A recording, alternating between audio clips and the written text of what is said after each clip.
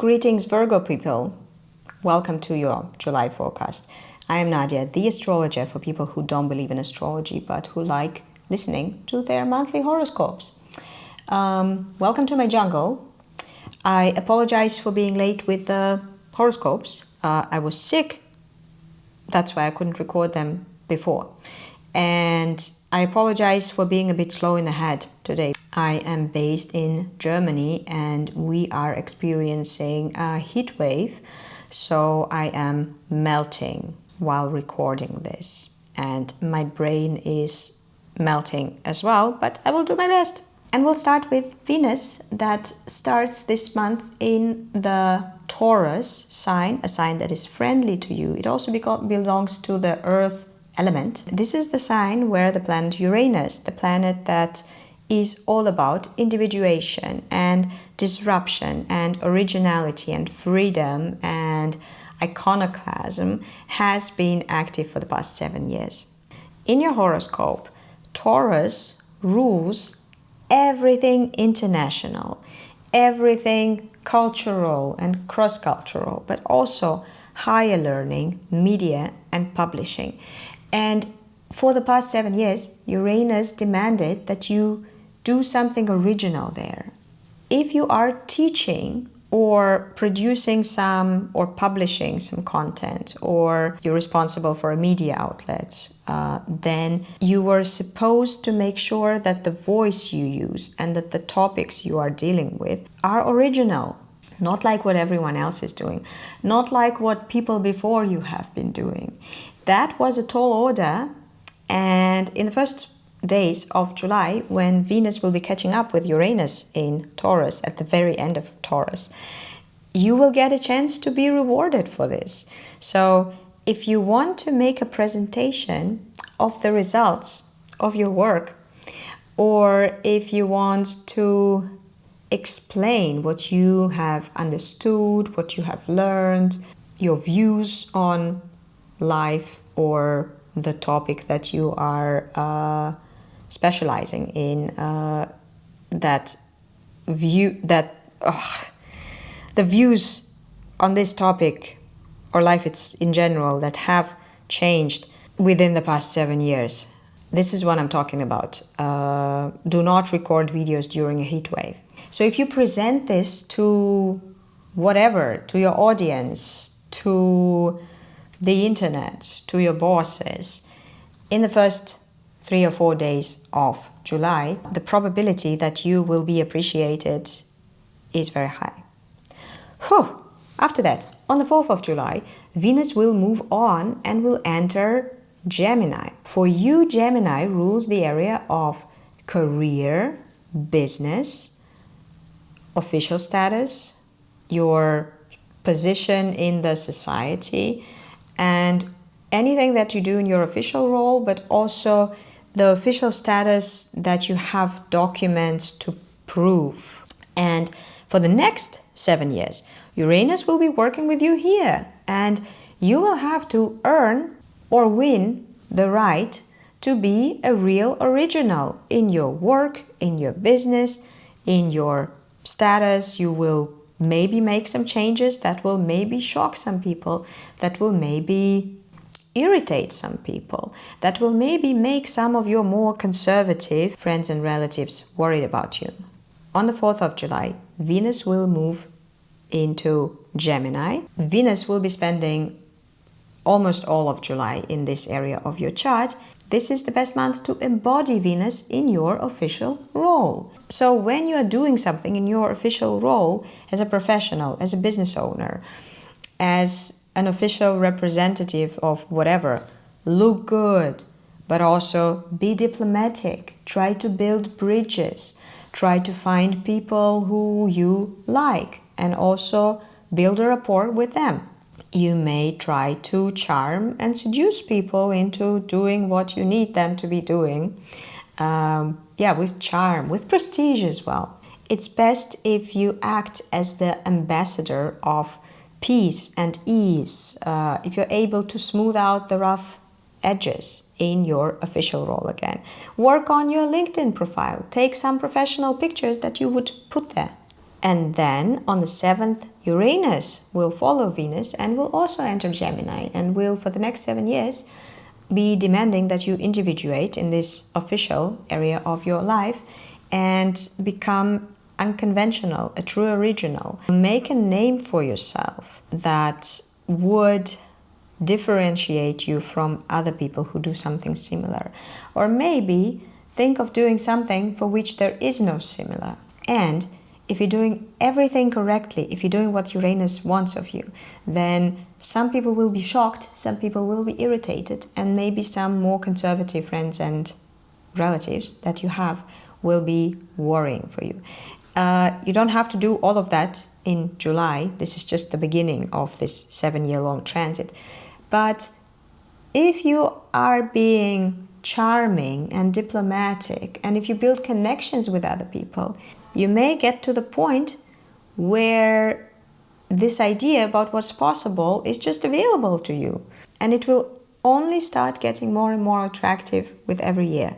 Now, the two most important, most influential planets of 2025 are Neptune and Saturn in Aries. They entered Aries in the spring. Neptune entered it at the end of March, Saturn entered it at the end of May, and the two work together this summer, but also in 2026.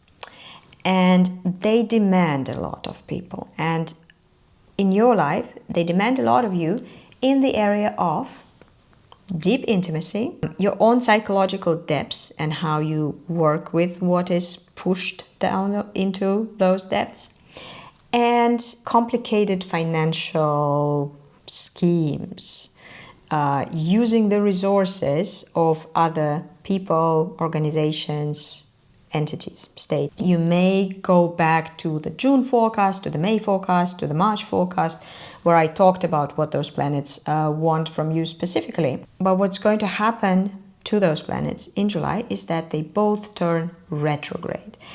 At which point, the demands they place on you and the pressure that they put on you in this area of intimate relationships or working out your stuff or dealing with funding, let's say, this pressure will subside and it will seem less urgent. Like maybe the difficult task that you came up with that scared you will suddenly seem like you cannot really work on it right now, or that it's not so urgent. Or maybe a limitation that you met is becoming easier, not so limiting, or maybe it will start disappearing altogether. Doesn't mean that this limitation is going to go away forever. No. Saturn and Neptune will now, in the next couple of months, retrograde back into Pisces, and then they will turn direct, and then they will enter Aries again in 2026. So in 2026, this pressure will return. And it's best that you use the months ahead to prepare for that. So if the difficult thing that you're facing, if the limitation you're facing, if the task you are working on or not working on yet has to do with intimate relationships, with your marriage, for example, with how you interact sexually with each other in a committed relationship, then it's best if you use those months to build rapport with the other person and maybe not go to the dangerous, deep topics yet, but learn to communicate with each other on simpler topics first. Before, in 2026, you would have the resources and the skills to tackle the more explosive issues. If the intense, difficult thing that those two planets brought up for you within the past 2 months have to do with your experience of trauma or with your how you are made up psychologically in a difficult way, then maybe try finding a therapist where, again, at first you will build a rapport. At first you will learn to trust each other. You will work on simpler issues. Before, in 2026, you will be able to delve into this more deep and intense fabric psychological fabric. If the difficult task that you are facing has to do with funding, stipends, loans, other people's money, or the way that other people's money or other organizations' money control you. So whatever task you have there, if this is something that is on your mind right now, or a problem that you have there, or a limitation that you have met there, if this is something you're thinking about now, then again, start taking steps back and getting knowledge, resources, connections, skills, resume, portfolio, recommendations, I don't know, whatever, partners maybe, if you are applying for a grant or something, so that in 2026 your chances of dealing with those resources in a successful way will be higher. The full moon in Capricorn will happen on the 10th of July, and it has to do with your area of creativity, joy, playfulness, romance, and also children, if they are a source of joy. There's this caveat. And full moons illuminate. So on the day surrounding the 10th, it would be nice to see where you are in your creative journey, or in how you are able to enjoy life, or in whether you are able to enjoy your kids or whether you want kids. Also, maybe think back to the beginning of 2025. If you set some goals for yourself that have to do with creativity, joyfulness, playfulness, enjoyment, how are you doing on those goals? Maybe you need to correct something in order to be able to enjoy life more. The important sign this month is Leo. A lot is happening there. So there's Mercury retrograde, there's a new moon. For you, it's not that important because in your life, Leo rules the unconscious processes, or something that is secret and extremely private. So the Mercury retrograde will start on the 18th, and you may experience Mercury retrograde in your dreamscapes. So like seeing the dreams that you haven't seen for a long time now. Or maybe you will return to the secrets that you had and you forget that you had them. Or maybe if you have a diary, you would want to reread that diary. So anything that is hidden, anything that is secret, anything that is between conscious and unconscious, try paying a little bit more attention to those things, especially in the second half of July. And then on the 24th, there will be a new moon here, also in your area of unconscious, imaginary, ultra-private, or secret. And new moons are great for new beginnings. So if you want to do something secretly for the next months, this new moon is a great time to start.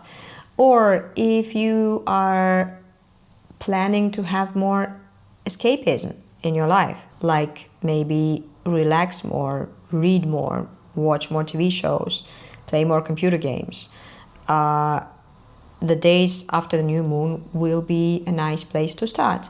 But it's not such an important new moon. You can just forget about it if you don't want to do anything special for it. Leo also rules the endings, the process of letting go. So if you want to let go of something, if you want to end something, get rid of something, then you can also use the energy of this new moon to do that. And also an important topic for this new moon may be your daily life and how it's changing.